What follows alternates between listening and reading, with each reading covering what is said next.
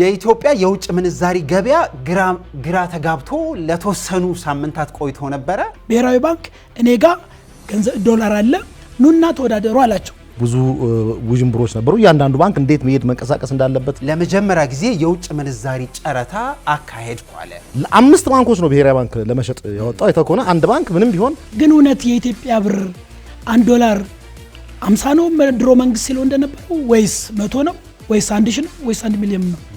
ባንክ ቤቶች እና ራሱ ብሔራዊ ባንክ ዋጋውን ከማረጋጋት አንፃር በፊት ይወስዳቸው የነበሩ እርምጃዎች ነበሩ። አሁንም እዛው ላይ ነው ያለው፣ ግን ነገሩ ተቀይሯል።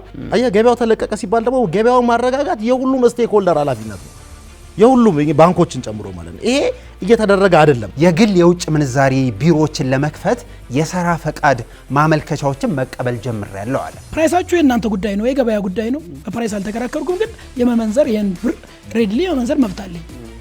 አያመንዝር ማለት ምን ማለት ነው? ይሄ አሁን ወደ ህጋዊነት ና ስትለው ብዙ ፈተና ውስጥ አይገባም ወይ? ጉቦ የበላሁት የኔ ያክል ሚሊዮን ብር ስላለኝ ለባንክ ሄዶ ዶላር ሽጥልኝ አይሉ። የሰው ልጅ ነፃነት ይፈልጋል አይደል? ሰው በገዛ ገንዘብ ሌባ መባል የለበትም። ብላክ ማርኬት የሚባለው ነገር በዚህ መልክ ማጥፋት የሚቻል ይመስላል። ትልልቅ ተቋማት ሲመጡ በችርቻሮ ላይ በጅምላ ንግዱ ላይ ሲገቡ ብር አልሰጥም ዶላር እንምሰጥ ምናምን ብለህ ዶላሩን መቀየራችን ብትለኝ በረሃብ ሞታለሁ።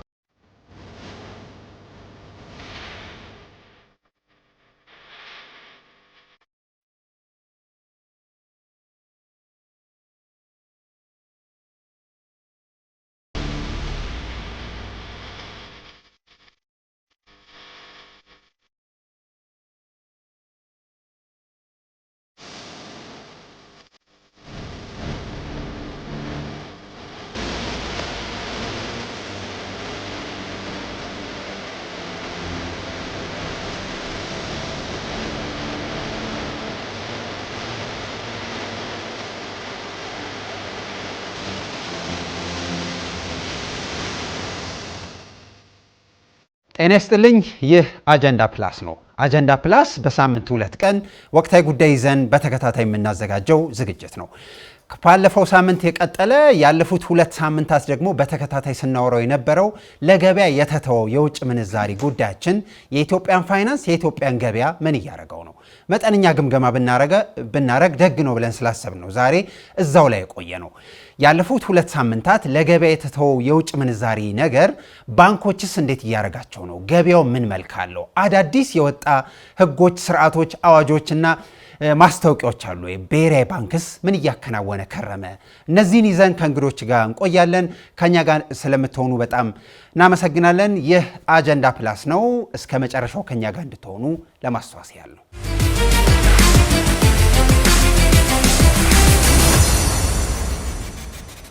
ተመልሰናል። ተመልካቾቻችን አጀንዳ ፕላስ እየተከታተላችሁ ነው። አሁንም ያለነው የውጭ ምንዛሪ ጉዳያችንና አጠቃላይ የማክሮ ኢኮኖሚክ ማሻሻያ ጉዳይ ይዘን እንዘልቃለን። እንዲሁ ችላ የሚባል አይደለም። ትልቅ የኢትዮጵያ እጥፋት ነው። በኢትዮጵያ ታሪክ ሆኖ የማያውቁ በጣም ትልልቅ የገበያና የፋይናንስ ጉዳዮች እየሰማን እያየን ያለ ነው። በዚህ ውስጥ ባንክ ቤቶች፣ ገዢ፣ ነጋዴ፣ ኢትዮጵያውያን አሁንም ከንግግር አሁንም ከገበያ የራቅን አይደለንም እና እዚህ ጉዳይ ላይ የመጡ እየተነገሩ ያሉ አዳዲስ ጉዳዮችን ይዘን ባለፈው ሳምንት ስቱዲዮ የነበሩ እንግዶቼ ጋር ቆይታ አረጋለሁ። የአዲስ ዋልታ ባልደረባ ማለት ይቻላል በተደጋጋሚ የምንጋብዘው የባንክና የፋይናንስ ባለሙያ ጥላውን ግርማ ከኛ ጋር አለ። ባለፈው ሳምንት ደግሞ ሰፋ ያለ ውይይት ስናደርግ የነበረው የዓለም አቀፍ የፋይናንስ ጉዳዮች አማካሪ ሚሊዮን ክብረት ከኛ ጋር አለ። ሚሊዮንም ጥላውንም ስለመጣችሁ ከፍ ያለ ምስጋና አለኝ። ብዙ አዳዲስ ነገሮች እያየን ነው። ብዙ አዳዲስ ነገር እየሰማን ነው። የብሔራዊ ባንክ ማስታወቂያ ገበያው ማለት ነው። የኢትዮጵያ የውጭ ምንዛሪ ገበያ ግራ ተጋብቶ ለተወሰኑ ሳምንታት ቆይቶ ነበረ። መሀል ላይ የኢትዮጵያ ብሔራዊ ባንክ ለመጀመሪያ ጊዜ የውጭ ምንዛሪ ጨረታ አካሄድኩ አለ። ወደ ኋላ እንመጣለን። ለኢትዮጵያ ፋይናንስ ገበያ ይሄ ምን ማለት ነው? ለነጋዴውስ ምንስ ማለት ነው? ለአጠቃላይ ለገበያ ስርዓታችን የሚያመጣው ትርፍና ኪሳራ ለማየት እንሞክራለን። ከዛ በፊት ግን አቶ ሚሊዮን ጋር ልቆይና የኢትዮጵያ ብሔራዊ ባንክ የውጭ ምንዛሪ ጨረታ አወጣ የሚል ዜና ስንሰማ ብዙዎቻችን ትንሽ ግራ ገብቶን ነበር። የውጭ ምንዛሪ ጨረታ ላይ ይቀመጣል ወይ? ምንስ ማለት ነው? ዓለም ላይስ እንዴት ነው ኦፕሬት የሚያደርገው?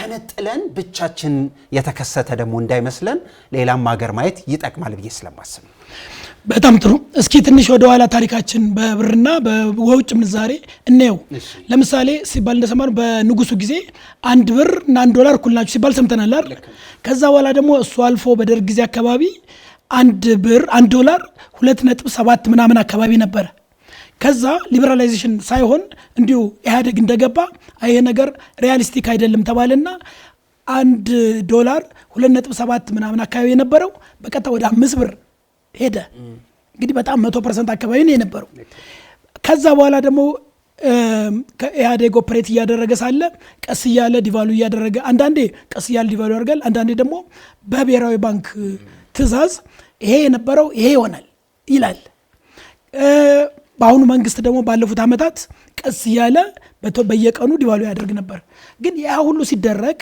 ፕራይስ እየተወሰነ ነው 1 ዶላር ምን ያክል ብር ይሆን እየተባለ ነው እንደው ለመሆኑ እነዚህ ብሮች 1 ዶላር ለ10 1 ዶላር ለ2.75 1 ዶላር ለ57 ከየት ነው የሚመጣው ከሰማይ ነው ወይ የምናወርደው የሚባለው ነገር ሲመጣ እውነትም ጥሩ ጥያቄ ነው እንደው እንደ ጥሩ ማሳያ እዚህ ጋር የሚሆነው ለምሳሌ አንድ ሰው የሆነ የሚሸጥ ቃለኝ ለምሳሌ ጃኬት ነው እንበል አለኝ ለና እባክህ ገንዘብ ፈልጋለሁ የጃኬት አዲስ ጃኬት ነው ለብሼው አላቅም ቆንጆ ጃኬት ነው ወሰድና ሽጥልኝ ይላል አንተ የጃኬት ነጋዴ አይደለም ሰውየውን ብቻ መርዳት ነው የምትፈልገው ምንድነው የምታረገው ግራ ይገባል ስለዚህ ምን ታረጋለህ ፐብሊክ ላይ አናውንስ ታረጋለህ ጃኬት የምትፈልጉ ሰዎች እንደዚህ አይነት ጃኬት ስላለኝ ኑና ተወዳደሩ ትላቸዋለህ ከዛ ሌላ ጃኬት የሚፈልጉ ብቻ ነው የሚመጡት ሌላ የሚፈልግ ሰው አይመጣም እነሱ ይመጣሉ አንተ አለህ ከታች ጀምሮ ይጠራሉ ሰዎች አንደኛው 10 ብር ይላል 50 ብር 100 ብር 500 ብር ሊደርስ ይችላል ከ500 ብር በላይ የሚጠራ የለም ያም ማለት ነው በቃ ይሄ ጃኬት የሚያመጣልኝ ማክሲማሙ ነገር 500 ብር ነው ትልና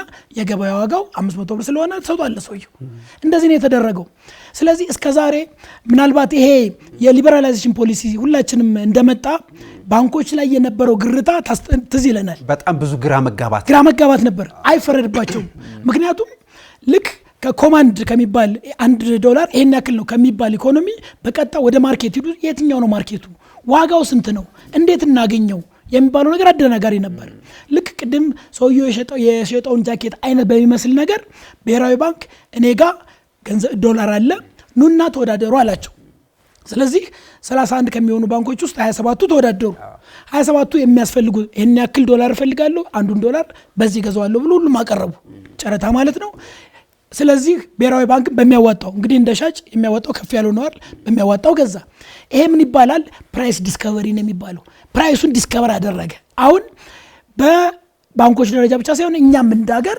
ፕራይሱን እውነትም በትእዛዝ ሳይሆን በማንም ሰው መልካም ፈቃድ ሳይሆን በገበያ ዋጋ ዶላራችን ብራችን ተተመነ ስንት እንደሚያወጣ አወቅ ነው ማለት ነው በቃ አረፍን ተገላገልን እስከዛሬ 50 ነው 100 ነው 10 ነው ምንም ታውቅ ነገር የለም በነገራችን ላይ የዶላር ወደ ብር ወይም የማንኛውም ዕቃ የሚወሰነው በማርኬት ነው ልክ ውሃ ከከፍታ ቦታ ወደ ዝቅታ ቦታ እንደሚያልፍ ማርኬትም የራሱ ናቹራል የሆነ አሰራር አለው ብዙ ጊዜ ፕራይስ ካፕ የሚባለው ነገር የተለያዩ መንግስታት የኢትዮጵያ መንግስት ጨምሮ ዋጋውን የተለያዩ ነገሮች ላይ ለመወሰን ጥረት ያደርጋል ግን እውነት ለመናገር ተሳክቶ ያውቃል እንዲያውም አንዴ ትዝ የሚለኝ ነገር ምንድነው መንግስት 1 ኪሎ ስጋ ይሄን ያክል ነው የሚያወጣው ከዚህ በላይ መሸጥ የለበትም ማለት ከሆነ ጊዜ በፊት ነጋዴዎቹ ምን እንዳደረጉ ታውቃለህ 50 ብሯን ለምሳሌ 1 ኪሎ ስጋ 200 ብር ከሆነ 200 ብሯን መተላለፍ እንደሚያስቀጣቸው ያውቃሉ ስለዚህ ምን አደረጉ 1 ኪሎ ብሎ ግማሽ ኪሎ ይሸጡላል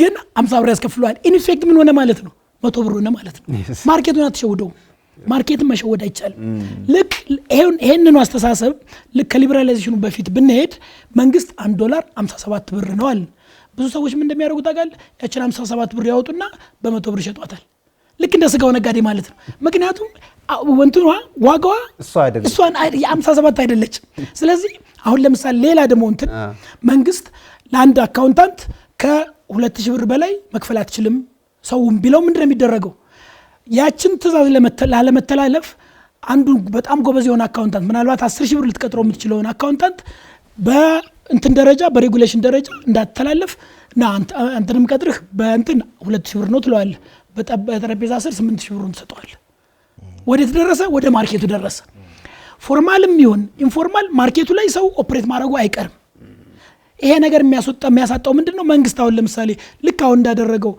57 ብር ያለው በትክክለኛ በ100 ብር ቢሸጥ ኑሮ መንግስት ታክስ ያገኝ ነበር። ብዙ ታክስ ቀርቶበታል። እነዛ በብላክ ማርኬት እነሱም ተሳቀው የሚገዙ ሰዎችም ተሳቀው መንግስትም በመሃል ደግሞ ታክስ አጥቶ ሁሉም እኮ ነው ሉዝ የሚያደርገው።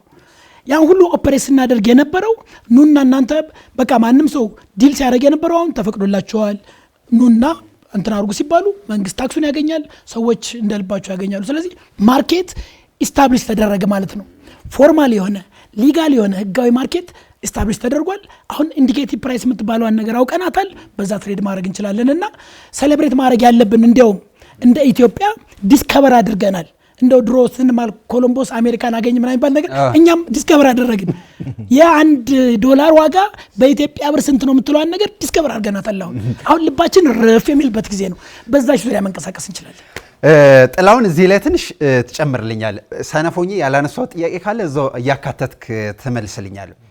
የተወሰኑ ባንኮች እዚህ ጨረታ ላይ አልተሳተፉም። አንዳንድ ብናቃቸው ደግ ነው ብለህ የምታስበው ነገር ታነሳልኛል። እዚሁ ላይ ግን ለኢትዮጵያ የፋይናንስና የባንኮች ገበያ ላይ ምን አመጣላቸው? ግራ መጋባት ነበር። ሁለተኛ የውጭ ምንዛሪ ገበያው ሲከፈት በተፈራው ልክ በጣም ብዙ ቀውስ ይመጣል የሚል ጥያቄ ይነሳ ነበር። በዛ ያን ያህል አልመጣንም። ባንክ ቤቶችም ያላቸው ዋጋ ልዩነት በጣም የተቀራረበ ነው።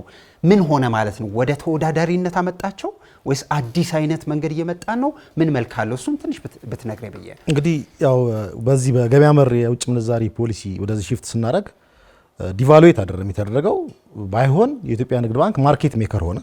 የመጀመሪያውን ኢኒሺዬሽን ወስዶ 70 ተመነ 74 ብር አካባቢ ሌሎቹ ተከተሉ። እንግዲህ ወደ ገበያው እስኪመጣ ድረስ የግድ አንድ ማርኬት ሜከር ወይም ደግሞ ገበያ ፈጣሪ ያስፈልግ ስለነበረ የመጀመሪያው ሙቭ ወሰደ፣ የመንግስት ተቋም እንደመሆኑ ማለት ነው።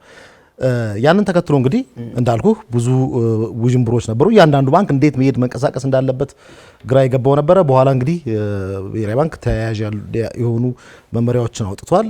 እነማን ዲል ማድረግ እንደሚችሉ ባንኮቹን ወክለው ምን ማድረግ እንደሚችል የሚያብራሩ ነገሮች ወጥተዋል ማለት። ስለዚህ ባንኮች ያዋጣናል በሚሉት ሬት እንግዲህ ዋጋ ማቅረብ ጀምሯል። ያንን ተከትሎ እንግዲህ እንዴትስ እዚህ ሌቭል ላይ ደረሱ? ማርኬቱስ ምን ያክል ብር ነው የሚያወጣው ብራችን በገበያ የሚለውን ነገር ብሔራዊ ባንክ አንድም ለማወቅ ኢንዲኬቲቭ ፕራይሱን ለማወቅ፣ ሁለትም ደግሞ ፎሬን ኤክስቼንጅ ኢንተርቬንሽን የሚባል ኤፍኤክስአይ ማለት ይሄን ኢቭን የዚህ አይኤምኤፍም የሚያምንበት ነገር ነው። ቮላቲሊቲ ነበረው መሀከል ላይ አይተህ ከሆነ አንዱ ባንክ ይሄን ያክል አንዱ ባንክ ይሄን ያክል። ስለዚህ ያንን አንደኛ ያንን ከፍታና ዝቅታ በጣም እጅግ የተራራቀ ነገር ማቀራረብም ያስፈልግ ስለነበረ ኢንዲኬቲቭ ፕራይስም ለባንኮቹ እንዲሁም ለሻጮቹ፣ ለማርኬት ፓርቲሲፓንቶቹ፣ ለተዋናዮቹ በሙሉ ማስቀመጥ ያስፈልግ ስለነበረ አንድም ኢንጀክትም ማድረግ ለባንኮቹ የተወሰነ ሊኩዊዲቲ የተወሰነ የውጭ ምንዛሬ መሸጥ ባለፈውም በውይይታችን አንሰራል ማድረግም ስለነበረበት በዚህ ቮላቲሊቲ ሲኖር ለዚህ የተቀመጠ ኩሽን የተቀመጠ የውጭ ምንዛሬ ሁሌም ሊኖር ይገባል። በተለይ ኢኒሻል ስቴጅ ላይ ማርኬቱ ኦርደርሊ እስኪሆን ወይም ደግሞ ስርዓት ይዞ ወደ ስርዓት እስኪገባ። ስለዚህ ያንን ስንት እንደሆነ አማውንቱ ያልተገለጸ ገንዘብ ብሔራዊ ባንክ ተጫረቱ ብሎ ወጣ። እንግዲህ ባንኮች እዚህ ጋር ስፔኩሌት ያደርጋሉ። አንደኛ የሚያዩት ነገር ምንድነው? ምን ያክል የኢትዮጵያ ብር አለኝ እጄ ላይ ነው መግዛት የምትችለው። አንደኛ ባንኮች በፎሬን ከረንሲ መያዝ የሚችሉት የውጭ ምንዛሪ መጠን አለው ከጠቅላላ ካፒታላቸው አንጻር አንድ። ሁለተኛ የዕለት ተዕለት ስራቸውን ማደናቀፍ የለበትም። ደንበኞች ቢመጡ ገንዘብ ዊዝድሮዋል ለደንበኞች ገንዘብ መክፈል አለባቸው። ባለ ገንዘብ በሙሉ የውጭ ምንዛሪ አገዛም። ቢኮዝ ገንዘብህን ውጭ ምንዛሪውን ስትቀበል ገንዘብህን ወደ ብሔራዊ ባንክ ቋት ነው የምታስተላልፈው። ስለዚህ አንደኛ ሊኩዊዲቲያቸውን ያያሉ። ሁለተኛ ብሔራዊ ባንክ ስንት ዶላር ነው ያወጣው የሚለውን አልነገራቸውም። ስላልነገራቸው ይሄን ያክል ዶላር በዚህ ያክል ብር እገዛለሁ እያሉ ስፔኩሌት እያደረጉ ያቀርባሉ ማለት ነው። ያንን እያመጣጠኑ በመካከል እንግዲህ ወደ አቬሬጁ ይመጣል። ባለፈው እንዳየው ኢትዮጵያ ንግድ ባንክ ዝቅተኛውን ገዳ ደግሞ ከፍተኛውን አቅርቧል። ግን ያለውን በሙሉ ሰድስ ቢባል ገዳ ባንክ ያን ያክል እንትንም የለውም ሊኩዊዲቲም የለውም ፍራንክሊ ስፒኪንግ የሚታወቅም ነገርም ስለሆነ። ስለዚህ ለአምስት ባንኮች ነው ብሔራዊ ባንክ ለመሸጥ ያወጣው። የተኮነ አንድ ባንክ ምንም ቢሆን 20% በላይ መግዛት አይችልም የሚል ነገር ወጥቷል። ስለዚህ ይህን የውጭ ምንዛሪ ቢያንስ ለአምስት ባንኮች ያከፋፍላል ማለት ነው። ስለዚህ አምስት ባንኮች ሊኩዊድ ይሆናሉ ማለት ነው። አንድ ባንክ ጠቅልሎ ገንዘቡን የሚወስድበት ሞኖፖሊም እንዳይኖር ማለት ነው። ስለዚህ ባንኮቹ ሲፎካከሩም ጭምር አንደኛ አዋጭነታቸውን አይተው፣ ሁለተኛ የሊኩዊዲቲ ቤዛቸውን አይድል ካሽ አለኝ ወይስ የለኝም የሚለውን ነገር ከቁብ ባስገባ መንገድ ነው እዛ ጋር ጨረታው የሚያቀርቡት። አሁን እንግዲህ አቶ ሚሊዮን ቅድም እንዳነሳው ማርኬቱ አመላካች ዋጋ ወይም ኢንዲኬቲቭ ፕራይስ አግኝቷል። በዚህ ዙሪያ እንሽከረከራለን። አይተው ከሆነ ብላክ ማርኬቱም ሪስፖንድ አላደረገም። እየተቀራረበ መጥቷል። በዋናነት የመንግስትም ዓላማ ሁለቱም መርጅ ማድረግ ነው ብላክ ማርኬቱና ይሄን እኩል ካደረገ ሰው በምንም መንገድ ከባንክ ስርዓት ውስጥ አይወጣም ወደ ባንክ ስርዓቱ ይመለሳል የሚል ነገር ነው። ይሄን በማድረግ አንፃር ኢኒሻሊ የተሳካ ይመስላል። ማስቀጠሉ ደግሞ እንግዲህ በጣም ትልቅ የቤት ስራ ይመስለኛል። አቶ ሚሊዮን አንድ ብታነሳልኝ በጣም ደስ የሚለኝ ይሄ ጨረታ ከመጣ በኋላ መነሻ ዋጋው ታውቋል። ባንኮች መወዳደር ጀምረዋል። ያን ያህል የተጋነነ ልዩነት የላቸውም እያንዳንዱ ባንክ የሚያወጣው ዋጋ። አንድ እዚህ ጋር ማነሳው ባየርስ ኮንፊደንስ ወይ ደግሞ ገዢዎች ኮንፊደንሳቸው ጨመረ ወይ አንድ፣ ሁለት ደግሞ ስፔኩሌሽን ይሄ መላምት የሚባለው ጉዳይ ለመግታት በጣም አገዘ ወይ? የባየር ወይ ደግሞ የገዢ ኮንፊደንስ ግን ትልቅ ቦታ የለውም ወይ ልልህ። በጣም ጥሩ ጥያቄ ነው። አሁን እዚህ ላይ የብዙዎቻችን ስጋት እሺ ለማርኬት ተለቋል፣ ለማርኬት መለቀቁ ጥሩ ነው። ግን እውነት የኢትዮጵያ ብር $1 50 ነው ድሮ መንግስት ሲለው እንደነበረው ወይስ 100 ነው ወይስ 1000 ነው ወይስ 1 ሚሊዮን ነው? አይታወቅም ነበረ። ስለዚህ ለምሳሌ እኔ ብር ካለኝ ምናልባት ይሄን ነገር ለዚህ $1 ብዬ ማሰቤ ስህተት ይሆን ተሳስቼ ይሆን እንዴት ነው የማውቀው የሚለው ከዚህ በፊት እንዳሰብ ነው። ሰዎች አንድ ነገር ለመግዛት ማርኬት ጋር የሚሄዱት ምንም እንኳን አጠገባቸው ቤታቸው ጋር አንድ ሱቅ እንኳን ብትኖር ብዙ ሰው ወደ ማርኬቱ መሄድ ደስ ይለዋል። ባለፈው ማንስተናል። ለምንድን ነው የሚለው ኮንፊደንስ ዲቨሎፕ ማድረግ ይፈልጋል። ምናልባት እኔ ቤት አጠገብ ያለችው ኪዮስክ 1 ብር የሚሸጠውን 10 ብር ነው ወይ እየሸጠልኝ ያለው? 1 ብር የሚሸጠውን 50 ብር ነው ወይ የሚሸጠኛ? ዳውት ነው የሰዎች ላይ በተለይ ማርኬት ፕራይስ ላይ ማርኬት ላይ ሳይኮሎጂ በጣም ትልቅ ተጽዕኖ አለው። ስለዚህ አለመሸወድ የምትባለዋ ነገር ታስፈልጋለች። ስለዚህ ምንም እንኳን አጠገቤ ቤቴ አጠገብ የማውቀው ሰው አንድ እንትን አለው ሱቅ አለው፣ ግን ብዙዎቻችን አይ ብዙ ሱቅ ያለበት ቦታ እንሄዳለን። ለምንድን ነው? እርግጠኛ መሆን እንፈልጋለን አይደል? ስለዚህ ይሄ እንትን ያደረገልን ምንድነው? ኮንፊውዥን ነበረ፣ ቅድም እንዳልከው ፍርሃት ነበረ። ምናልባት እስኪ ዝም ብዬ ብር የለያዘው ምናልባት እኮ ይሄ የገበያ ዋጋ ላይሆን ይችላል የሚል ሰው፣ ዶላር የለያዘው የገበያ ዋጋ ላይሆን ይችላል የሚለው ያንን ፍርሃት አስወገደልን። አሁን ብሔራዊ ባንክ ለማንም ፌቨር አያደርግም። ልክ እንደ ማንኛውም ጨረታ ነው የሰጠው። ሁሉም ባንኮች ተጠርተዋል። እንግዲህ ቅድም እንዳልነው ከ31 አካባቢ ባንኮች 27ቱን የመጡት ሁሉም አልመጡም ሲጀመር። በተለይ ብዙዎቻችን ላይ ያለ አንድ ኮንፊውዥን አለ። ስለ ዶላርና ስለ ብር ሲነሳ ሁላችንም የምናስበው ዶላር የማይገኝ ውድ እንደሆነ እና ብር ግን እንደተትረፈረፈ ነው። እውነት ነው ወይ? ለመሆኑ ብር የተትረፈረፈ ነው? እስኪ ነጋዴዎችን ጠይቋቸው። የሚፈልገውን የሚያክል ብር ያለው ነጋዴ አለ? የለም። ሁሌ ፍርሃታችን ስለምናጎላው የዶላሩን ስኬርሲቲ ነው እንጂ የምናስበው የብሩን ስኬርሲቲ አናስብ። ዶላር ስኬርስ የመሆኑን ያክል ብርም ስኬርስ ነው። እንኳን ግለሰቦች ላይ እንኳን ነጋዴዎች ላይ ባንኮች ላይ መስኬርስ ነው። እንኳንስ ነጋዴዎች ላይ ያችን ነው ያላሰብናት ነገር እስከዛሬ። ስለዚህ ትዝ ይለኛል የዛሬ 4 ዓመት ይሁን 5 ዓመት ንግድ ባንክ በጣም ብዙ ዶላር ወደ ባንኩ ቻናል ተደረገለትና የነጋዴዎች ንግድ ባንክ ጋር የሚሰሩ ነጋዴዎች አሁን ዶላር ስላለ ኑና ኤልሲ ክፈቱ ተባለ። 100% በቃ ኑና የፈለጋችሁት ውሰዱ። ምን እንደሆነ ታውቃለህ? ትርምስ የላቸውም ነጋዴዎች ብር። አሁን ላይ የምናስበው ስኬርሲቲ ሜንታሊቲ መጥፎ እንደሆነ የምናስበው ፍርሃታችን እናጎለዋለን። ልክ ብር የተትረፈረፈ ዶላር ደግሞ በጣም ስኬርስ እንጂ ሁሉም ሰው ጋር ሁሉም ነጋዴው ጋር በጣም ብዙ ብር ያለ አድርገን ስለምናስበው እንፈራለን። እውነት ለመናገር ግን የዶላርን ያክል ብሩም ውድ ነው። ማንም ሰው የፈለገውን ያክል ማንኛውም ነጋዴ የሚፈልገውን ያክል ዶላር የለው። ስለዚህ ያቺ ኢንስታንስ ብዙ ሰው ለመበደር አንዳንድ በቃ ግራ ነው የገባቸው። ሁሉም ሰው ይሰለፋል እንጂ ናና ወሰድ ብትለው ደግሞ ያን ያክል ብርም የለው አይደል እንዴ? ያን ነው ኮንፊውዥን የፈጠረልን። አሁን ኮንፊደንስ ፈጠረልን። ማርኬቱ ላይ የፈጠረው ነገር ምንድነው? ሌላው ቀርቶ እንኳን ሁሉም ባንኮች ለምን አልተሰጠውም? ጥላው እንዳለው የሊኩዊዲቲ ችግር። ዶላር የሚፈልጉትን ያክል ብሩን የሚፈልጉታል። እኛ እኮ የምንንቀሳቀሰው አሁን ለምሳሌ እኔ ዶላር ብቻ ቢኖረኝ መኖር አልችልም። ለመኖር ብር ያስፈልገኛል። ኪሴ ውስጥ ዶላር ብታጭቅልኝ ዳቦ መብላት አለብኝ አይደል? ነዳጅ መግዛት አለብኝ። የኔ ኑሮዬ በብር ነው እንጂ በዶላር አይደለም። ዶላር የሚያስፈልገኝ ለውጭ ሀገር ልሄድ ስል ኢምፖርት ላደርግ ስል ከተወሰነ ነገር ነው እንጂ ኑሮዬ የኔ ፐርሰናል ኑሮ በተመለከተ አሁን ካሁን በኋላ ዶላር አልሰጥም ብር አልሰጥም ዶላር ነው የምሰጥ ምናምን ብለህ ዶላሩን መቀየራችንን ብትለኝ በረሃብ ሞታለሁ አይደል? ስለዚህ ብራችንም ይፈልጋል። ብራችንም ውድ ነው የዶላሩን ያክል።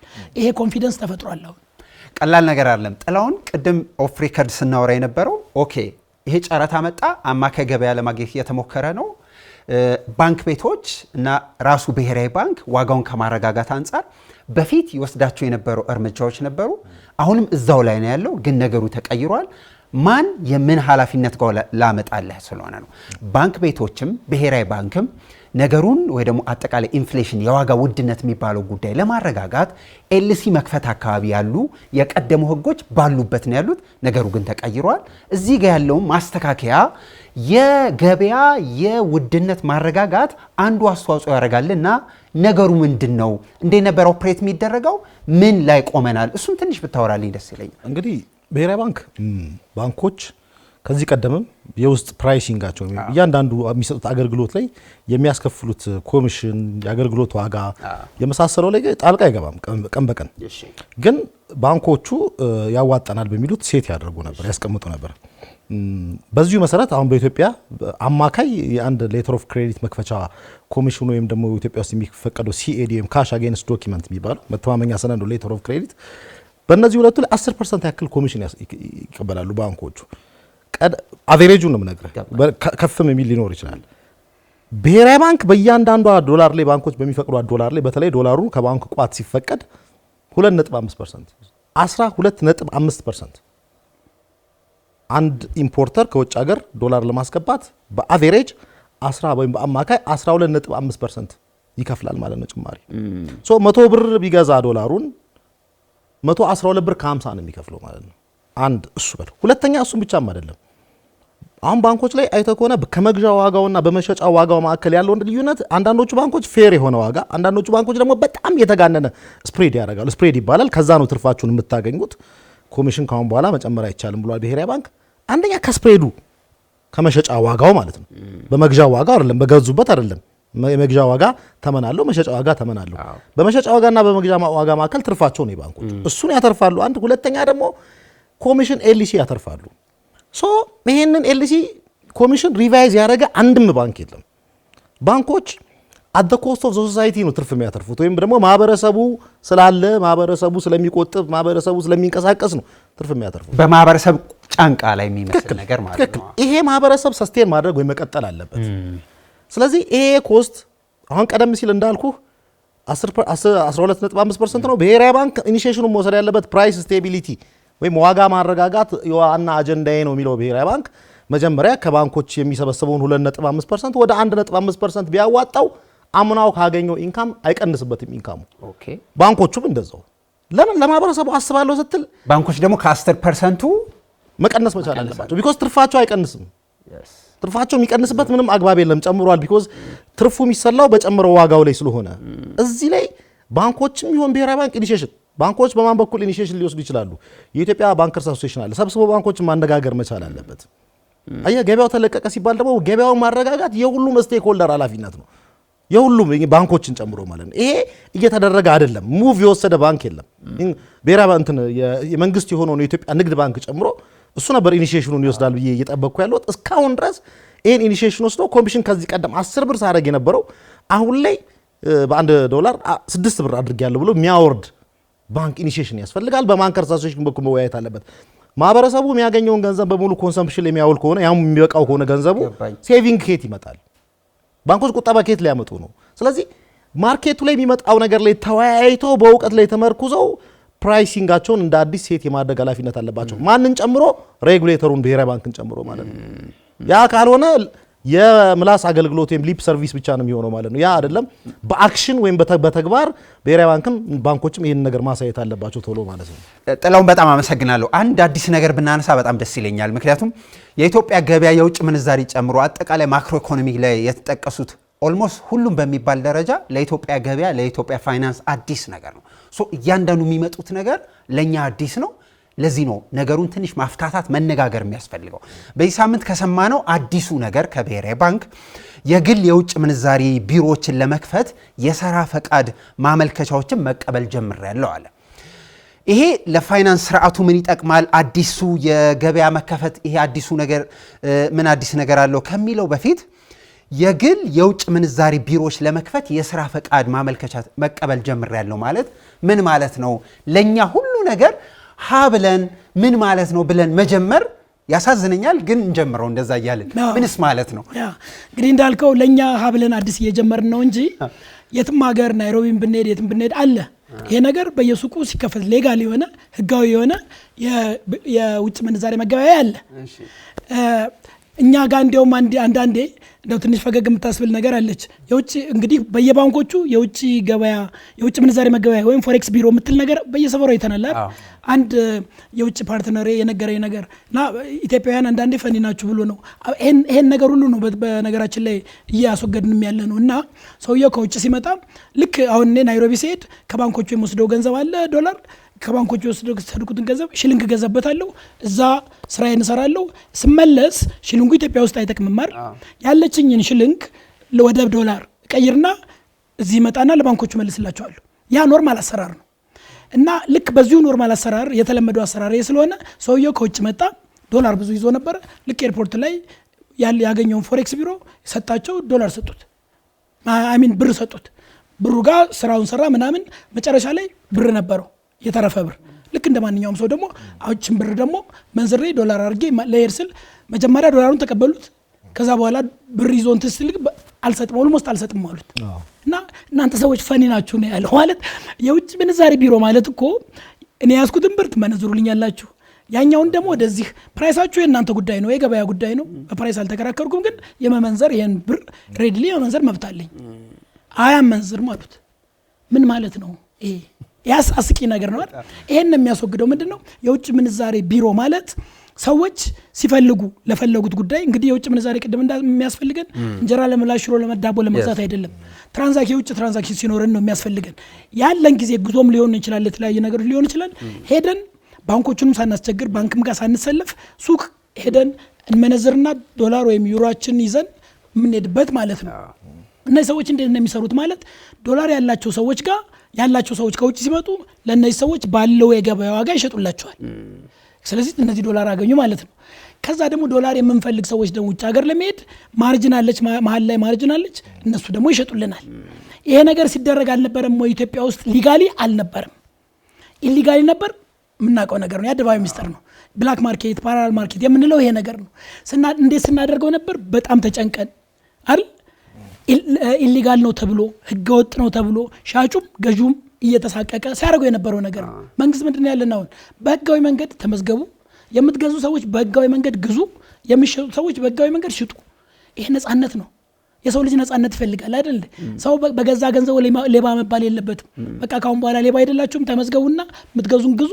የሚሸጡን ሽጡ ተብለናል ይሄ ትልቅ ነፃነት ነው ከነፃነቱ ውጭ ደግሞ የሥራ አጋጣሚ ነው እነዛ ሰዎች እንደ ማንኛውም ህጋዊ ስራ ሰርተው አትርፈው መኖር ሲገባቸው ተደብቀው እንደዚህ ብለው ነበር አይደል ለነሱ ደግሞ ትልቅ ነፃነት ነው ሁለተኛው ትልቁ ነገር ደግሞ በአለም ላይ ይሄ የውጭ ምንዛሬ ቢሮ የሚባለው ማርጂኑን ካየን ሪሰርች ሌሎችም ሰዎች እኔ ፓርትነሮች ውጭ ያሉትም ጠይቃቸው ነበር ጀነራሊ ምን ያክል ትርፍ አለው በአንድ ዶላር ላይ ምን ያክል ያተርፋሉ እነዚህ ሰዎች በጣም ኮምፒቲቲቭ ስለሆነ በመሃል ላይ ያለው ማርጂን በጣም ትንሽ ነው ይሄ ማንን ይጠቅማል ብንል ገዢዎችን ይጠቅማል ሻጮቹንም ይጠቅማል ለምሳሌ እኔ $1 በ80 ብር ነው መገዛው እያል ስል ከኔ ጎን ያለው አንተ ሱቅ ልክ እንደማንኛውም ሱቅ ነው አንተ ደግሞ የሚሸጠውን ሰውዬ አይ 80 ሳይሆን 85 100 እኔ 80 እያልኩ አንተ 100 ምትል ከሆነ ሰውዬው ወደ አንተ ነው የሚመጣው ገዢው ደግሞ እንደዚሁ ገዢው ደግሞ አነስ ያለ ነገር ይፈልጋል ስለዚህ ይሄኛው ሲገፋው ያኛው ወደዚህ ሲያመጣው መሀል ላይ ያለችው ማርጂን በጣም ትንሽ ነች ያ ማንን ይጠቅማል ተጠቃሚውን ይጠቅማል ማርጂኗ ትንሽ ስለሆነች ሁለተኛ ደግሞ ማርጂኑ በጣም ትንሽ ስለሆነ እንዲሁ አሁን ብሔራዊ ባንክ ያወጣው ሚኒማም ካፒታል አለ ካፒታሉን ዝቅ ማድረጉ ጥሩ ነው ብዙ ሰዎች እንዲገቡ ያደርጋቸዋል ግን የምመክረው እንደው ሰዎች ተደራጅተው ገንዘባቸውን ኢንስቲትዩሽናል ካፓሲቲውን አደራጅተው በደና ገንዘብ ቢገቡ ሁሌ እንግዲህ ቢዝነስ ውስጥ ሁለት አይነት ቢዝነስ አለ አንደኛው የማርጂን ቢዝነስ ይባላል አንዱ ቃ ላይ የምትቆልልበት ማለት ነው ሁለተኛው የተርኖቨር ቢዝነስ ይባላል ብዙ ቃን የምትሸጠው ያንዳንዱ ቃ የምታገኘው በጣም ትንሽ ነው መጨረሻ ላይ ግን ብዙ ስለምትሸጥ ብዙ ትርፍ ታገኛለህ ለያንዳንዱ ቃ የምታተርፋት ትንሽ ነው ብዙ ጊዜ ህዝብ የሚጠቀምበት ኤፍኤምሲጂ ምንለው አለ ምን ማለት ነው ፋስት ሙቪንግ ኮንሱመር ጉድስ የሚባሉ ኮንሱመር ጉድስ አብዛኛው ህዝብ የሚገዛው ማለት ነው የነዚህ ቢዝነስ ስትራቴጂ ምን አይነት ነው ብትለኝ ይሄ ማርጂኗ በጣም ትንሽ እነ ሳሙና ሶፍት ምናምን ምንላቸው ነገሮች በየቀኑ መንገዛቸው ነገሮች ግሎባሊ ይሄ ቢዝነስ ምን አይነት ነው ብትለኝ በጣም ትንሽ ማርጂን ያለው እዚህ ቢዝነስ ላይ ሰርቫይቭ ለማድረግ እንደነጋዴ ብዙ መሸጥ መቻል አለብህ። ምክንያቱም እኔ ትንሽ ካፒታል ይዤ ብመጣ አንተ ትልቅ ካፒታል ይዘህ ብትመጣ የኔዋ ትንሽ ካፒታል ምክንያቱም ማርኬት ላይ እኩል ነን። አሁን ብዙ ሰው የሚያደናግረው አንድ ነገር አለ። ፕራይስ የሚወሰነው እንዴት ነው ሲባል ፕራይስ ኮስቱ ሲደመር ማርጂን አንደኛው አፕሮች ነው። ሁለተኛው ደግሞ ማርኬት የሚባል አለ። የማርኬቱን ፕራይስ መውሰድ የሚባል ነገር አለ። ሁሌ ፕራይስ ኮስት ፕላስ ማርጂን አይደለም። ለምሳሌ እኔ አንድ ነገር 10 ብር ገዛለሁ፣ በዛ ላይ 2 ብር እጨምርበታለሁ 12 ብር ሆነ ማለት ነው። 12 ብር ገበያው ላይ ሳቀርብ አንተ የገዛው በ10 ብር ሳይሆን በ5 ብር ነው። ማርጂን 2 ብር ልጨምር ትችላለህ፣ አንተ 7 ብር። እኔም እኮ ልክ እንዳንተ ማርጂን ነው የጨመርኩ። እኔ መሸጥ አልችልም፣ ምክንያቱም አንድ ማርኬት ላይ ነው የቀረብ ነው። የኔ 12 ብር ያንተ 7 ብር። ስለዚህ ወደድኩም ጠላሁም ኢሪስፔክቲቭ ኦፍ ማለት ፕራይሱ ኮስቱ ኮንሲደር ሳይደረግ ካንተ ጋር ለመወዳደር ስል 10 ብር ገዝቼ 7 ብር ነው የምሸጠው። አማራጭ የለኝም። ስለዚህ እነዚህ የፎሬክስ ቢሮዎቹ ኮምፒቲሽኑ በጣም ከባድ ስለሆነ ማርጂናቸው በጣም ትንሽ ነው። ከማርጂኑ ደግሞ ትንሽ በመሆኑ ህዝቡ ይጠቀማል። ሁለተኛው ነገር ሁሌ ስለ ፕራይስ ስናስብ ሰው በአብዛኛው በቃ በ10 ስለገዛሁት በ10 በ12 ነው የሚሸጠው የሚለው ነገር ካሁን በኋላ ያዋጣም። ማወቅ ያለብኝ ይሄ ነገር ገበያ ላይ ስንት እየተሸጠ ነው። 10 ግዛው 15 ግዛው 50 ግዛው ዳዝም ማተር። ገበያ ላይ 5 ብር እየተሸጠ ከሆነ እንዲሸጥልህ ስትል በ5 ብር መሸጥ መቻል አለብህ። ሌላ ምንም አማራጭ የለም። ይሄ በተለይ ለአብዛኛው ህዝብ ተጠቃሚ የሚያደርገን ነገር ነው። የኮምፒቲሽን ላንድስኬፓችንም የሚቀይር ነው። ለምን ብዙ ገንዘብ ስለሚያስፈልግ ትልልቅ ኢንስቲቱሽናል ካፓሲቲ መገንባት ያስፈልገናል። ሁለተኛው ደግሞ ባለፈው ስናወራው የነበረው ይሄ እንደ ቃቃ አንዳንዴ የሆነ ችግር ስትፈጠር ቃ ምንደብቀውን ምናምን ነገር ያስቀርልናል። ህዝቡን በስርዓት እንድናገለግል ያደርገናል። ስለዚህ አንደኛ ለተጠቃሚው ዶላር ለሚፈልገው ሰው፣ ሁለተኛ ራሱ ለቢዝነስ ማኑም ልክ በፊት ተደብቆ ይሸጥ የነበረው ሰው አሁን በፊት ለፊት ነው የሚሸጠው። በጣም ትልቅ ነገር ነው። ሶስተኛ ደግሞ ለባንኮች ይሄ ጥቅም አለው። አሁን ባንኮች ትላልቅ ስራ አለባቸው። ኤልሲ መክፈት፣ ኢምፖርት ኤክስፖርት የሚባል ስራ ያስተናግዳሉ። አንዳንዴ ባንክ የኢትዮጵያ ባንኮች ላይ የምናየው ነገር ኤልሲ የሚከፍተው በጣም ብዙ ዶላር የሚፈልገው ይመጣል። ከሱ ጎን ደግሞ $100 ወይም $500 የሚፈልገው ላይክ ናይሮቢ ደርሼ እመለሳለሁ፣ ዩጋንዳ ደርሼ እመለሳለሁ $1000 $2000 የሚያስፈልገው ሁለቱ እኩል ይሰለፋሉ። ባንኮቹ ግን ለዛ አይደለም የተፈጠሩት አይደል? የነሱ የተፈጠሩት በአብዛኛው ትላልቅ ትራንዛክሽኖችን ለማካሄድ ነው። አሁን እንደምናየው ድሮ 10 ብር ለማውጣት ባንክ እንሄዳለን፣ 20 ብር ለማውጣት እንሄዳለን። ኤቲኤሙ ከመጣ በኋላ ኤቲኤም ጋር ነው እንጂ እዛ አንሄድም። እንደውም የሚገርም ብዙዎቹ ኤቲኤም በመሄድ ፈንታ ካሸር ጋር ስትሄድ እንትን አለው ፔናልቲ አለው። ምክንያቱም ለምንድን ነው እዚህ የመጣው ስራ እያስፈታኝ እኮ ነው፣ አንተ ኤቲኤም ጋር ነው መሄድ ያለብህ ነው የምትባለው። ስለዚህ ውድ ነው ቴለሮቹ ጋር መሄድ፣ ምክንያቱም የሰው እንትን ሰላሪ ውድ ነው። ልክ እንደዚሁ ሁሉም ሰው ባንክ መሄድ የለበትም $1000 $500። እነዛ ሰዎች መሄድ ያለባቸው ሱቆቹ ጋር ነው፣ ህጋዊ ሱቆቹ ጋር ይሄዳሉ። ባንኮቹ ስራ በሰላም ስራቸውን ይሰራሉ ማለት ነው። ለሁሉም ሰው በጣም ጥሩ ነገር ነው። በጣም አሪፍ። አንድ ነገር ጨምርልኝ። ያን ያህል ወደዚህ ገበያ መምጣቱ የጥቁር ገበያው አንደኛው በጣም ያመጣዋል ተብሎ የሚባለው ትርፍ የጥቁር ገበያውን አይ ቲንክ መጠኑን ዶዜጁን በጣም ይቀንሷል ተብሎ ይታመናል። ያን ያህል ይቀንሷል፣ ያን ያህል ተርፋለው። ግብይቱንስ ለነጋዴው ያን ያህል በጣም ብዙ ነገር ያቀልለታል። ምክንያቱም የተዘጋጀው ብላክ ማርኬት ላይ የለመደው ፓተርን የለመደውና የቆየበት ቦታ አሁን ወደ ህጋዊነት ና ስትለው ብዙ ፈተና ውስጥ አይገባም ወይ? ብላክ ማርኬት የሚባለው ነገር በዚህ መልክ ማጥፋት የሚቻል ይመስላል ወይ? በጣም ሲግኒፊካንትሊ ወይም በከፍተኛ ደረጃ እንትኑን ማጥበብ ይቻላል። 100% ማጥፋት አይቻልም። እሱን ጀስቲፋይ ማድረግ ይችላል ወይም ማስረዳት ይችላል። ለምሳሌ በህገወጥ መንገድ ገንዘብ ያገኙ ሰዎች ከሀገር ገንዘብ ለማስወጣት ለንግድ ብቻ አይደለም ወደ ጥቁሩ ገበያ ነው እንጂ የሚያማትሩት ጉቦ የበላሁት የኔ ያክል ሚሊዮን ብር ስላለኝ ለባንክ ሄዶ ዶላር ሽጥልኝ አይሉ። ይሄ እንግዲህ መንግስት ሌላ ስራም አለበት ማለት ነው። እኚህን ማርኬት ሬጉሌት የመቆጣጠር ፍላጎቱ ሙሉ ለሙሉ አይጠፋም። እንደው እንበልና ሙሉ ለሙሉ ባንኮች ያንን እንኳን ማቅረብ ቢችሉ ለንግዱ ህገወጥ ገንዘብ መኒ ላውንደር ለማድረግ ከዚህ ከሽብርተኝነት ጋር በተገናኘ ከዛ ጋር ያ ማርኬት ሬጉሌት መደረግ አሁንም አለበት። እዛ ጋር ፍላጎት ያላቸው ሌሎች ኢንቲቲዎች አሉ። ይሄ ምንም ያጠራጥር ነው። ገበያ ለንግድ ብቻ ሳይሆን ጥነት በጣም ትክክል በህጋዊ መንገድ ገንዘብ ባገኝ እኔ ንግድ ባንክ ሄጄ ይሄን ገንዘብ ባንኩ ላይ ካመጣው ብሩን ከየት አመጣው መባል ስላለ መደበቂያም ጭምር ነው ያኛው ብላክ ማርኬቱ።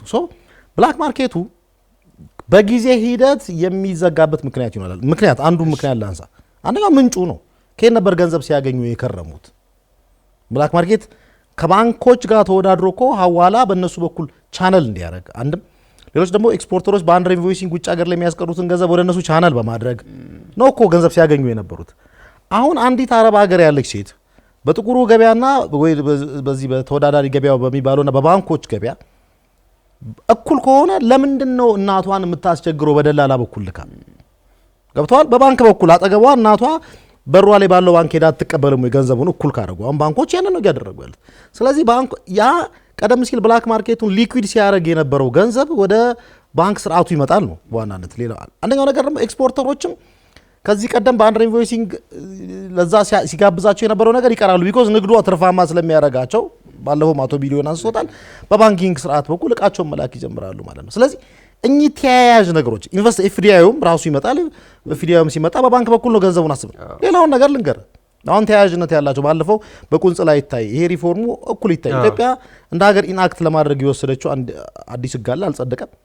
ካሁን በኋላ በብላክ ማርኬት በኩል ገንዘብ ልኬ ኢትዮጵያ ውስጥ ቤት ገዛለሁ ብትል አይቻልም። ውልና ማስረጃ አንድ ኢትዮጵያዊ የውጭ ሀገር ዜጋ ቤት እገዛለሁ ኢትዮጵያ ቢል ባንክ ያስገባበትን ማስረጃ ማቅረብ መቻል አለበት። ካሁን በኋላ እንደ አሁን ጭቅጭቅ የፈጠረው ወደ ኋላ ስንት ዓመት ሄዶ ይስራ አይስራ የሚለው ነው።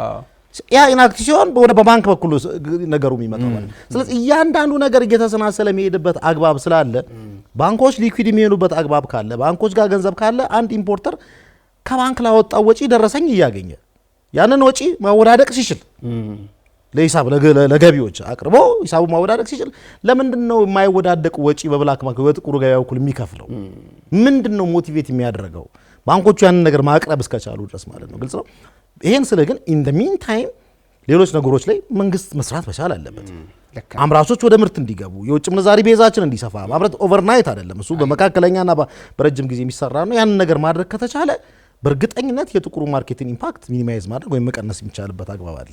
ቀላል ነገር አይደለም። ሌላኛው ብናነሳው ደስ የሚለኝ ሰሞኑን የሰማሁት አንተም ሚሊዮንም በተደጋጋሚ ሲጽፍ ማስተውለው ዓለም አቀፍ ትልቅ የጅምላና የችርቻሮ ንግድ የሚሰሩ ካምፓኒዎች ማመልከቻ እያስገቡ ነው የሚል ዜና እየሰማን ነው። እና የኢትዮጵያ የንግድ ኢንቫይሮንመንት በጣም ዝግ ነው።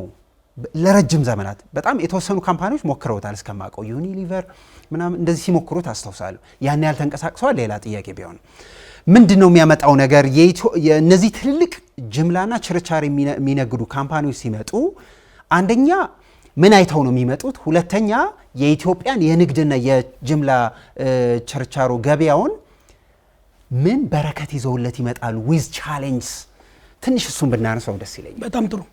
በነገራችን ላይ ይሄ የውጭ ምንዛሬ ሊበራላይዜሽን ወይም መከፈት በራሱ የቆመ ፖሊሲ ብቻ አይደለም። ከኋላ የተሰሩ ፖሊሲዎች ነበሩ። አንዱ ጥሩ የሚያደርገው እሱ ነው። ለምሳሌ ይሄ ሊበራላይዝድ ከመሆኑ በፊት መንግስት ምን አደረገ? አንደኛ ኢምፖርት የተባለው ከውጭ ማስመጣት፣ ሁለተኛ ኤክስፖርት ወደ ውጭ መላክ፣ ሶስተኛ ሆልሴል ወይም ጅምላ ሽያጭ፣ አራተኛ ሪቴል ወይም ችርቻሮ ሽያጭ። እነዚህ ለኢትዮጵያውያን ብቻ የተፈቀዱ የነበሩ ነገሮች ከለላቸው ተነስቷል። መንግስት ግን አንድ ጥሩ ያደረገው ነገር ደግሞ እነዚህ ከውጭ የሚመጡ ሰዎች ሱቅ ላይ ትናንሽ ሱቅ ላይ ምናምን እንዲገቡም አይደለም የተፈለው፣ በከፍተኛ ደረጃ እንዲመጡ ሚኒማሙን ራሱ ከዚህ በላይ ካልነገዳችሁ፣ ከዚህ በላይ ካፒታል ከሌላችሁ፣ ከዚህ በላይ ሱፐርማርኬት ማትከፍቱ ከሆነ አትመጡም ተብለዋል። ስለዚህ ምን ማለት ነው? በትልቁ ነው የሚመጡት እንጂ የሰፈር ሱቅ ለመክፈት አይደለም የሚመጡት። እነዚህ ሰዎች ምንድነው አድቫንቴጃቸው ስንል እነዚህ ሰዎች መጀመሪያ ግሎባል የሆነ ሪጂናል የሆነ ካፓሲቲ ያላቸው፣ ካፓሲቲ ስላላቸው እቃ እንግዲህ አንድ ቸርቻሪ ወይም ሱፐርማርኬት መጀመሪያ እቃ ሲገዛ ለኢትዮጵያ ብቻ ወይም ለአንድ ሱፐርማርኬት ብቻ ኢትዮጵያዊ ሊገዛ ይችላል። ያ ማለት የሚገዛበት ቮሊዩም በጣም ትንሽ ነች ማለት ነው። እነዚህ ሰዎች ግን ሪጂናሊ ነው ኮኦርዲኔት የሚያደርጉት። ፋይናንስ በደንብ ከኋላ ፋይናንስ የሚያደርጋቸው ሰው አለ። ስለዚህ ሪጂናሊ ሲገዙ፣ በበልክ ሲገዙ፣ በልክ ፐርቼዝ እና ሪቴል ፐርቼዝ ወይም በበልክ በትልቁ መግዛትና በትንሹ መግዛት ሁላችንም የምናውቀው ነው። ልክ ነው። አድቫንቴጅ ይኖረዋል። ይሄ አድቫንቴጅ ስለሚኖረው ያንን አመጣው የኛ ማርኬት ላይ ስለሚያስቀምጡ የዋጋ ቅናሽ ለተጠቃሚዎቹ ይኖራል ማለት ነው። ይሄ አንድምታው ምንድነው ለኛ ነጋዴዎች ሲባል እስከዛሬ እውነት ለመናገር እንግዲህ እውነቱን መናገር ስላለብን እስከዛሬ ኢትዮጵያ ውስጥ መቸለት እንዲያውም በስልክ ናይሮቢ ካሉ ጓደኞቼ ጋር ሳወራ ነበር። አንድ ኢትዮጵያዊ እኮ ለምሳሌ የተወሰነች ሚሊዮን ብር ካጠራቀመ ኢምፖርተር መሆን ይችላል። ለምሳሌ አልኳቸው ናይሮቢ እንኳን በእውነት አሉኝ በህልምህ አታስበውም ይሄን ነገር። ምክንያቱም ኢምፖርት የሚባለው ቢዝነስ በጣም በትልቁ የሚሰራ ስራ ነው።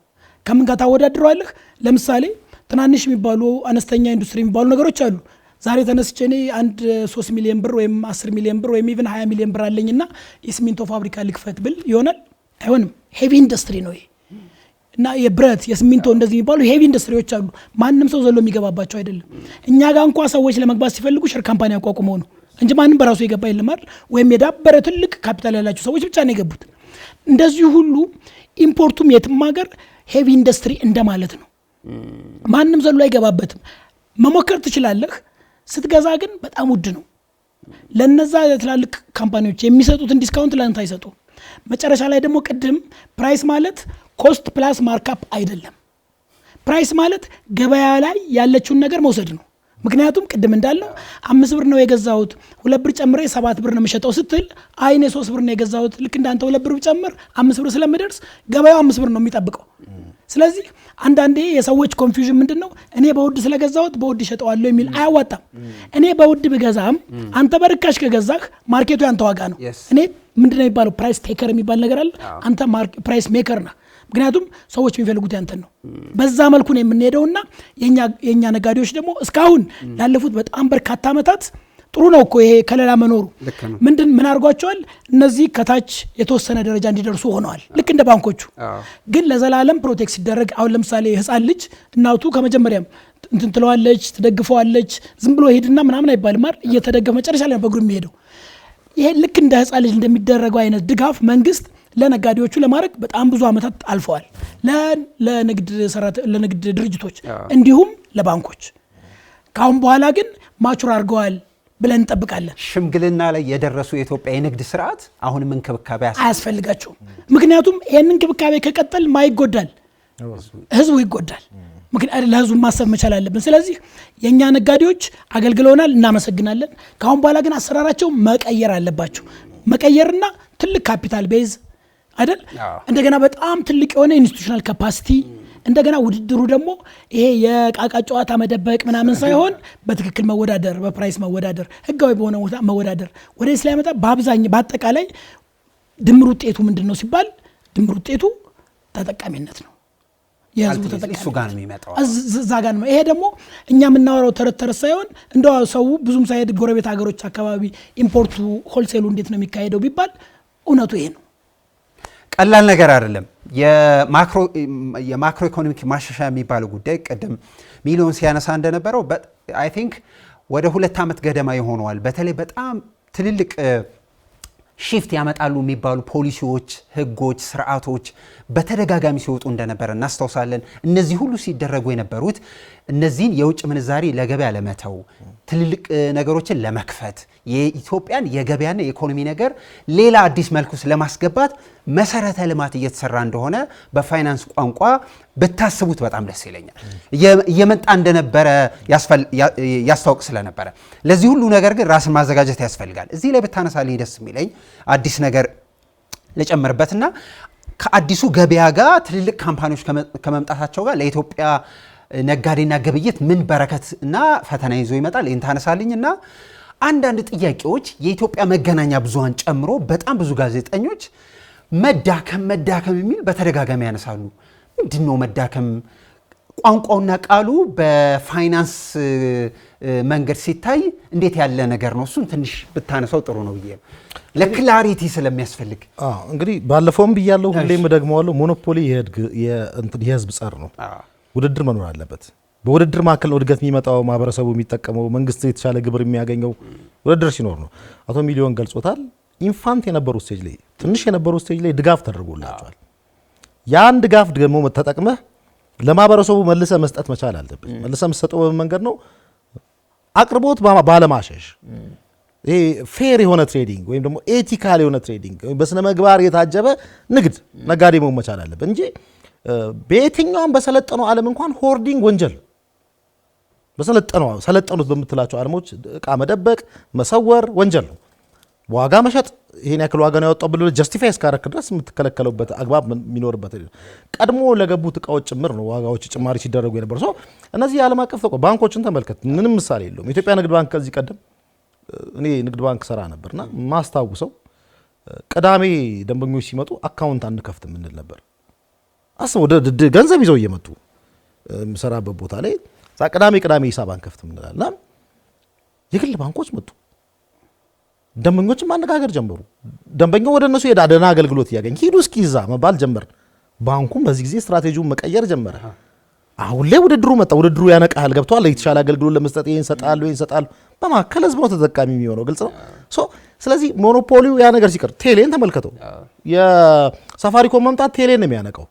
ህዝቡ ደግሞ በተሻለ ዋጋ በተወዳዳሪ ዋጋ አገልግሎት እንዲገዛ ጥራት ያለው አገልግሎት እንዲገዛ ነው የሚያደርገው።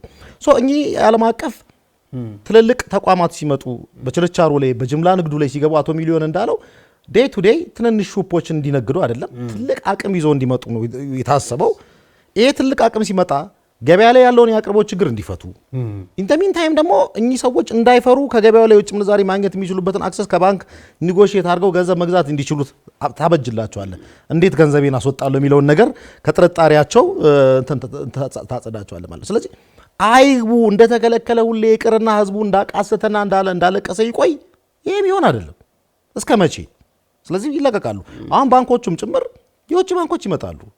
የውጭ ባንኮች ሲመጡ አቶ ሚሊዮን እንዳለው ከብዙ ትራንዛክሽን ማትረፍን ከሌሎች ነገሮች ማትረፍን ስለሚፈጥሩ ዋጋ ላይ እንደ ዛሬ ዋጋ አስቀምጫለሁኝና እያልክ ውድድር የሚመስል ግን ውድድር የማይመስል ነገር አይነት ንግድን መነገር የለብን። ባንኮቹ ውድድር የሚመስል ነገር ግን ውድድር ያልሆነ ነገር ነው የሚያደርጉት። አንድ ባንክ አዲስ ፕራይሲንግ ላይ ወይም ዋጋ ተመን ሲያወጣ እነ እገሌ ስንት ብር ያስከፍላሉ ብሎ ማርኬቱ ላይ ፈልጎ የሆነች ነገር ያደርጋል እንጂ እስኪ እኔን ላምጣ ይሄን በዚህ ብሰራ ይሄን ያዋጣኛል አይልም ማለት ነው። ብዙ ጊዜ ማርኬት ላይ ያለው ዋጋ ሰብስበው ነው እንትን የሚያደርጉት። ስለዚህ እኚህ የውጭ ሀገር ድርጅቶች ሲመጡ ቅድም አቶ ሚሊዮን እንዳለው በትራንዛክሽን ቤዝ ብዙ በማገላበጥ ማትረፍ ላይ ያተኩራሉ። ገንዘባቸውን ማውጣት የሚችሉበት መንገድ በዚህ በኩል ይኖራል። ምናልባት ለወደፊቱ ደግሞ አንዳንዶቹ ትልልቆቹ የራሳቸውን ማምረቻ ሁሉ ሊከፍቱ የሚችሉበት አግባብ ይኖራል። አይደለም ለኢትዮጵያ ለምስራቅ አፍሪካ ሁሉ ሊልኩ ይችላሉ ማለት ነው። ስለዚህ ነገሩ እየተረጋጋ አሁን ኤክስፖርቱ ላይ ለምሳሌ ሲፈቀድ ምንድነው ከዚህ ያክል ዶላር በላይ ከኢትዮጵያ ገዝቶ የሚያውቁ ነው የሚለው። እኚህ ሰዎች ምን ስላላቸው ነው? እዛ ውጭ ሀገር ላይ ገበያ አላቸው ማለት ነው። ማርኬት ቻናል አላቸው ማለት ነው። ስለዚህ የኢትዮጵያን ሸቀጥ ቡናችንን በደንብ በአግባቡ ይሸጡልናል ማለት ነው። እዚህ ከመጡ እዚህ ቀደም ሲል ኢትዮጵያውያን ኤክስፖርተሮች አቅቷቸው የነበረውን ማርኬቲንግ ጉዳይ ስለዚህ ኢትዮጵያ ኤክስፖርተሮችን መንቃት ይጀምራሉ፣ መወዳደር ይጀምራሉ ማለት ነው። ይሄ በማዕከል ህዝቡን ተጠቃሚ የሚያደርገው ነገር ይሆናል ማለት ነው። ሁለተኛው ጥያቄ የኢትዮጵያ ብር መዳከም ተብሎ በተደጋጋሚ ይነሳል። ማጠቃለያ ላይ እመጣልሃለሁ።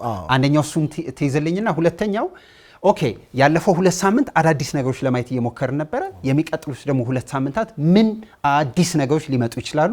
ለባንኩ፣ ለገበያው፣ ለነጋዴው፣ ለገዢው እሱ ላይ የተወሰነ ነገር ታጠቃልልኛል። የመጨረሻውን ጥያቄ ለሚሊዮን ላንሳ። ከመዳከም ጋር ልጀምር። ምንድነው አንዳንድ ጋዜጠኛ የኢትዮጵያ ጋዜጠኛ መዳከም አይነት ጥያቄ ነው የሚጀምረው። ሁለተኛ ምንስ ማለት ነው? እሱን ታነሳልኛል። እዛው ላይ ጨምረ የሪል ስቴት ገበያው አነሰን በዛ ሰከን እያለ ይመስላል። የማኒታሪ ፖሊሲ የገንዘብ ፖሊሲና የፊስካል ፖሊሲው አቅቦታል ወይ? ብዙ ጊዜ ሪል ስቴቶች ከክሬዲት የሚመጣ ገንዘብ ብዙ ያንቀሳቅሳቸዋል ይባላል። እነሱ ሁሉ በጣም ሰከን እንዲሉ ገበያውም ረጋ እንዲል አግዞታል ወይ? ሁለቱን ጨምረህ ብታጠቃልልኝ እና ደግሞ ማውራት የፈለግከውንም ነገር በዛው ብትጨርስ በጣም ደስ ይለኛል። በጣም ጥሩ። እንግዲህ የመጀመሪያው እንደውም 1-2 ኢንተርቪው ነበረኝ በፊትና ጋዜጠኞቹ ሲጀምሩ የኢትዮጵያ ብር መዳከም የሚያመጣው ተጽዕኖ እስኪ ቆይ መጀመሪያ ጥያቄውን እናስተካክሉ። ተዳክሟል ወይ? መዳከም ምን ማለት ነው? እንደው ኢምፔሪካል ሳይንቲፊክ በሆነ ነገር መዳከም ማለት እኮ ለምሳሌ ከአንድ ነገር ወደ ሆነ ነገር ስትወርድ ነው። ተዳክሟል ወይ የሚለውን በደንብ ብናስበው ለምሳሌ አንድ ማኒፋክቸረርን አስብ። ማኒፋክቸረሮች ወይም አምራቾች ምንድን ነበር ሲያደርጉ የነበር? እኛ በደምና ደንበኞቻችን ስለሆኑ እናውቃለን። አምራቾች ሄደው ባንክ ጋር ቢሰለፉ አብዛኞቹ አምራቾች ባንክ ኤልሲ እንደማይከፈትላቸው ያውቃሉ። አምራቾች በነጋ ይስማ ምንድን ነበር የሚያደርጉት? በኢምፖርተሮች ነበር የሚጠቀሙት። ኢምፖርተሮች በዚህም በዛም ብለው ሁለቱንም እያቀላቀሉ ህገወጡንም እያቀላቀሉ ምን ያደርጉ ነበር? ለአምራቾች ለማኒፋክቸሮች ያቀርባሉ። እንግዲህ አምራች ለማኒፋክቸረር ኢምፖርተር ለማኒፋክቸረር ሲያቀርብ መጀመሪያ እነሱ የገዙበት ዋጋ አለ። ከዛ ማርጅን ይጨምራሉ። የኢምፖርተሩ የራሱ ማርጅን ያን ሁሉ ማይሸከመዋል፣ አምራቹ ይሸከመዋል። አሁን አምራች እንደ አምራች ራሱ ኤልሲ መክፈት ይችላል። ምን ይቀርለታል? የኢምፖርተሩ ማርጅን ይቀርለታል። ያ ምንድነው? እንዲያውም በፊት ሲገዛበት የነበረው ነገር ለአምራቹ እንደ አምራቹ እየባየው ብሬ ጨመረ ነው የምለው እኔ። አይደል ብሬ ጠነከረ ነው የምለው። ባለፈውም እንዳልነው እኔ የፈለገው ብር ባንክ አካውንት ሊጋሊ የሰራውበት ባንክ አካውንት ቢኖረኝ ናይሮቢ ለስራ ሊሄድ ነውና ባካችሁ ውስጥ ብላቸው ብዙዎቹ ባንኮች አይሰጡኝም ከ100 እና ከ200 በላይ እና ያንን ብር ተሸክሜ የወደቀ ብር ነው በቃ አይሰራልኝም የምለው ሰውዬ ዛሬ ናና በፎርማል ማርኬት ግዛ ሲባል ብሩ ጨመረ እንጂ ምን ነው የወደቀው? ስለዚህ መግዛት ቻለ ዋጋውም ጨመረ ማለት ማኒፋክቸረሮቹ መግዛት አይችሉም ነበር፣ አሁን ቻሉ አይደል? ብላክ ማርኬት ላይ የነበረውን ዋጋ እናውቃለን። አሁን ፎርማሊ ምን እንደነበረ እናውቃለንና ለምሳሌ 110 115 አካባቢ እንደነበረ እንሰማለን። አሁን ባንኮቹ ጋር እዛው አካባቢ ነው ያለው እና ከ110 ወደ 110 እንዴት ነው ቀነሰ የሚባለው? ያው እኮ ነው አይደል? ሁለተኛ ደግሞ እንደው ኢምፔሪካል በሆነ ሳይንቲፊክ በሆነ መንገድ ያንድ የገንዘብ የመግዛት አቅም እንዴት ነው የሚወሰነው ሲባል እስከዛሬ የመጣንበት በደንብ ያልሰራልን ምክንያት የገንዘብ የመግዛት አቅም በአዋጅ የሚሆን ነገር አይደለም፣ በሰዎች መልካም ፈቃድ የሚሆን ነገር አይደለም። እንዴት ነው የሚወሰነው ሲባል ዶላር መግዛት የሚፈልግ የብር አማውንት አለ ኳንቲቲ፣ እሱ ለአቬሌብል ለሆነው አሁን ላለን ዶላር ሲካፈል እንግዲህ ብሩ ሲካፈል ለዶላር የብር የመግዛት አቅም ይባላል። ለምሳሌ እንደው በጣም ሲምፕሊፋይ ለማድረግ ኢትዮጵያ ውስጥ ለምሳሌ 1000 ብር ብቻ አለን በል ዶላር መግዛት የሚፈልግ ከዛ ለዚህ ደግሞ ዶላር መግዛት ለሚፈልገው ዶላር አቬሌብል የሆነው ዶላር ደግሞ 100 ነው ብንል 1000 ለ100 ሲካፈል 1 ዶላር ለ10 ብር ሆነ ማለት ነው። እኔ ስለፈለኩ መንግስት ስለፈለገ ሳይሆን 1000 ብር 100 ባክ የሚያደርገው ዶላር አለ ማለት ነው። ናቹራል ነው ስታካፍለው እንደዛ ይሆናል። ስለዚህ መጀመሪያም ያለን ብር ከዛ አቬሌብል የሆነው ዶላር አስበው። ዛሬ ያለን ብር አቬሌብል የሆነው ዶላር በደንብ ብታስበው እንዲያውም ያለን ብር ቀንሷል ማርኬት ላይ ሰርኩሌት ለምን ብትለኝ ብሔራዊ ባንክ በነበረው አሁን ባለው ፖሊሲ መሰረት ከባንኮቹ አንደኛ በብድር ራሱ 15% አካባቢ ሰጥቶ ገንዘቡን እየወሰደው ነው። ሁለተኛ ደግሞ ፕራይስ የማበደር ደግሞ አቅማቸውን ተገድቧል። እነዚህ ነገሮች ምን ያደርጉታል? ሰርኩሌሽን ላይ የነበረው ብር ወደ ብሔራዊ ባንክ ይሯል፣ ወደ ሰርኩሌሽን ውስጥ አይኖርም ማለት ነው። ያ ማለት ኖሚኔተር እና ዲኖሚኔተር የሚባል ነገር አለ። ኖሚኔተሩ ቀንሷል። ወደ ዶላሩ ደግሞ ስንሄድ ብሔራዊ ባንክ አምጡ ሲለው የነበረው 50% ዶላር ቀርቷል። ያ ማለት ማርኬቱ ላይ ለሰርኩሌሽን የተዘጋጀ ዶላር ብዙ አለ ማለት ነው። ያ ራሱ በጣም ብዙ። ከዛ ውጭ ደግሞ ቅድም ጥላው እንዳነሳው እነዚህ ለምሳሌ አረብ ሀገር አሜሪካን ሀገር ምናምን 50 ብር ሆኖባቸው ተቸግረው በቃ ህገወጥ መሆን ሳይፈልጉ ህገወጥ የሆኑ በ50 ብር ሲልኩ የነበሩ ሰዎች አሉ። አሁን በ100 ብር እየላኩ ነው፣ ይጨምረዋል። ስለዚህ ሁለት ነገር ነው። ኖሚኔተሩ የብሩ ኳንቲቲ ቀንሷል፣ የዶላሩ ኳንቲቲ ጨምሯል። ሁለቱን በደንብ ካዋሃድከው እኔ ደፍሬ የምናገረው ነገር የብር የመግዛት አቅም ጨምሯል። ቀላል ነገር አይደለም። የመጨረሻው ማጠቃለያ ቀደም ብለህ ስታነሳው ነበር የኢትዮጵያ የውጭ ምንዛሪ ገበያ ከተከፈተ በኋላ በሚታሰበው ልክ በጣም በሚነገረው ልክ ቀውስ እየፈጠረ አይደለም። ሁለተኛ በባንኮች መካከል ያለው የዋጋ ውድድርም በጣም እየጠበበ ይመስላል። ሶስተኛ የዕለት ተዕለት የሽያጭ ነገራቸውም ስታየው በጣም ጠባብ እንደሆነ እያስተዋል ነው። ከጥቁር ገበያውም ጋር ልዩነቱ በጣም እየተቀራረበ እየመጣ ነው። እነዚህ ሁሉ ሲሰበሰቡ ብሔራዊ ባንክ የፖሊሲ ለውጡን ጥሩ አድርጎ እየመራው ነው ማለት ይቻላል ወይ? አንድ ሁለት ካውንስ በኋላ ዘላቂ ሆኖ እንዲሄድ ምን ማድረግ አለበት? እንግዲህ ምንድነው አሁን ላይ እየታየ ያለው ነገር በገበያውም በወሬ ስንሰማ ባንኮች እየገዙ መሆኑን ነው። ሬቱ እየጠበበ ነው። ብላክ ማርኬቱም አሁን ላይ ሾክ ስላለ ድንጋጤ ስላለ ምንም ሪያክት አይደለም። በጎሪጥ እያየው ነው ዋናው ማርኬት አሁን ላይ ሆኖ ያን መደምደም ሊያቅት ይችላል። ነገር ግን ከዚህ በኋላ ባንኮችና ብሔራዊ ባንክ በሚወስዷቸው እርምጃዎች ብሔራዊ ባንክ እንኳን ጣልቃ ባይገባም ቅሉ ይወሰናል። ምን ብትለኝ ባንኮች አሁን ላይ ባላቸው ሪዘርቭ ምናልባት አንዳንድ ሩመሮች አሉ። አንዳንድ ባንኮች ቀደም ሲል ከነበራቸው የውጭ ምንዛሪ በላይ ኮሚትመንት ስለነበራቸው እሱን መክፈል ላይ ተጠምደዋል የሚል ነገር አለ። ያ ስህተት ነበረ፣ ህጋዊ ያልደረ አይደለም። ይሄ የገበያ ወሬ ነው፣ ብሔራዊ ባንክ የሚያውቀው ነገር ነው። ስለዚህ መፍቀድ መጀመር መቻል አለባቸው። አሁን ባንኮች ወረፋ ይዘው የውጭ ምንዛሪ ለሚፈልጉ አምራቾች፣ መሰረታዊ ዕቃ ለሚያመጡ አስመጪዎች መፍቀድ መጀመር ያ የባንኮች መፍቀድ መጀመር ገበያው ላይ ኮንፊደንስ ነው የሚፈጥረው፣ ትምምን ይፈጥራል። በባንክ ስርዓቱ ተጠቅሜ ከውጭ ሀገር እቃ መግዛት እችላለሁ የሚል ትምምንን ይፈጥራል ኢምፖርተሮች ላይ።